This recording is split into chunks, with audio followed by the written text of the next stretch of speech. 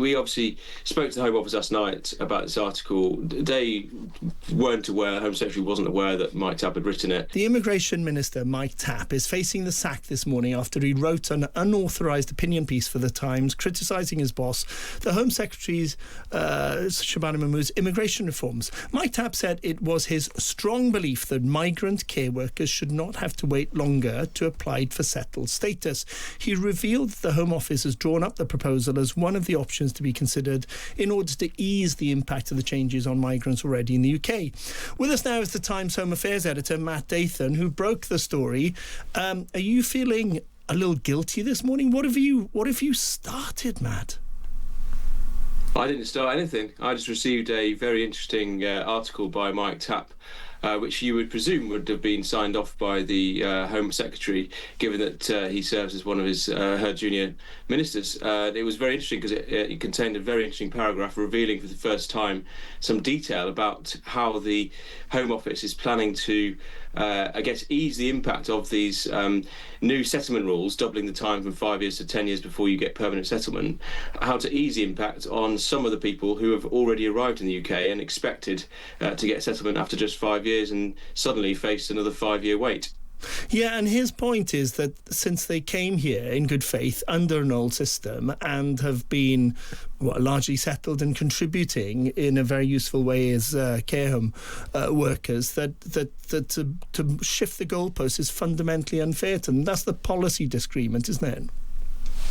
Yeah, and it's extraordinary that he's actually written that without the authority of the Home Secretary, especially as the Home Secretary has said in the past that one of the reasons why she wants to apply the rules retrospectively is because of the huge cost, the fiscal cost to the country of allowing up to 600,000 people who arrived on the health and care visa settle in the UK permanently, because analysis by the Migration Advisory Committee, that the independent migration advisors of the Home Office have calculated or estimated that that each care worker who does settle is going to cost a net £36,000 over the course of their lifetime, and as we know, they've brought a lot of dependents and family members with them, and each family member on average is going to cost £67,000 net cost to the country. And now those figures are actually quite similar to an ordinary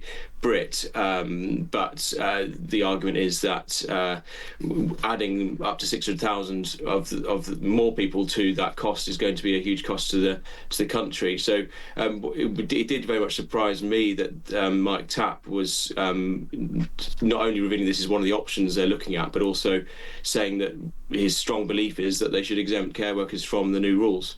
Now, somebody who's been Director of Comms in 10 Downing Street, I shudder at the idea of getting a call from someone like you revealing that you have, an incendiary article like this from a junior minister. What did they say when you rang them and said, is this Home Office policy? Does the Home Secretary agree with her direct report? Well, I was quite surprised actually at the Downing Street's, the very different approach from Downing Street as opposed to the Home Secretary's team, who were furious, as we reported last night. Source close to the Home Secretary saying that they fully expected Mike Tapp to be sacked after the Home Secretary spoke to the Prime Minister. But Downing Street said, look, he stays in the job at the moment, and the Prime Minister's still making up his mind because it's not clear whether he's breached the ministerial code. And we now expect actually that he may well stay in his job. I think what is, as I think you touched upon, is complicating this is the very strange scenario that we have of a Prime Minister got 3 more weeks left in the job. Does he really want to sack a minister for giving his own opinion? I mean, ministers giving their own opinion are very in short supply at the moment, or at least Labour MPs. We don't have a Labour leadership contest. Andy Burnham is not revealing much about what he believes, so it's actually quite refreshing to see a minister actually revealing what he believes, and maybe it might be a lesson that other Labour MPs and ministers might want to learn from. Does it risk making Shabana Mahmood look weak, which, for her brand would be, a major hit? Does she look weak, having gone public pretty much on wanting a guy sacked, and then if he's not sacked, she looks sort of ineffective? Yes, absolutely. And I think what's happened here is that we obviously spoke to the Home Office last night about this article. They weren't aware, the Home Secretary wasn't aware that Mike Tapp had written it. They tried to get on top of the story by briefing out that they fully expected him to be sacked, and to try and lead on the narrative on the story, rather than the story being a Home Office minister revealing what he wants the Home Secretary to do. But then obviously Downing Street have to take the proper advice. They haven't decided, and now he might stay in the job. He might still be sacked. But what I was receiving last night was all kinds of anger from different parts of the Labour Party at the behaviour of the Home Secretary, and I think she will now come under a lot of scrutiny. And there's some people even saying, the Prime Minister, why shouldn't he just sack her, given that she was one of the first cabinet ministers calling for him to go privately. She stayed in post for more than a month since, and some are saying she's the disloyal one, trying to brief out that that a junior minister should be sacked. She should be the one to go. Matt, thank you very much. I sense you're going to have a lot of fun with more calls to the usual suspects on this story later today, because it's certainly a lot of things have been left hanging. That's the Times Home Affairs editor, Matt Dathan. Guto, from your experience of advising Prime Ministers, why did the Prime Minister not sack Shabana Mahmood a month ago?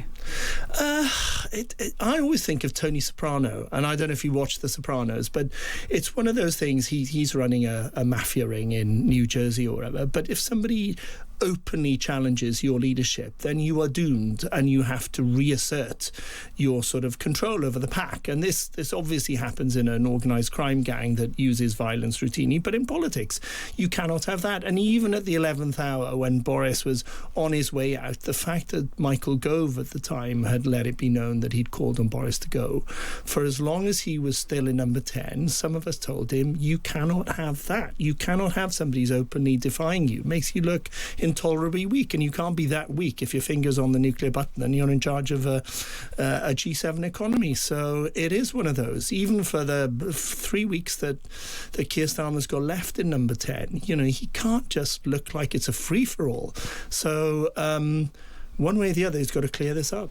Yeah, we'll see how it develops throughout the day, because I think there's lots of things here. Mike Tapp was defined by the earlier. We spoke to the government a little bit earlier on this programme at 7 o'clock. Jake Richards, MP, he's Parliamentary Under Secretary of State in the Ministry of Justice. He's also Assistant Whip, and so his job is to instil party discipline. Crack the whip, yeah. He actually just kept using the phrase unwise. He said Mike Tapp had been unwise in this, and admitted we were at an unusual time of politics where things maybe are happening that wouldn't otherwise have done, and I'm sure will not be stood for in 3 weeks' time if and when Andy Burnham takes over the reins.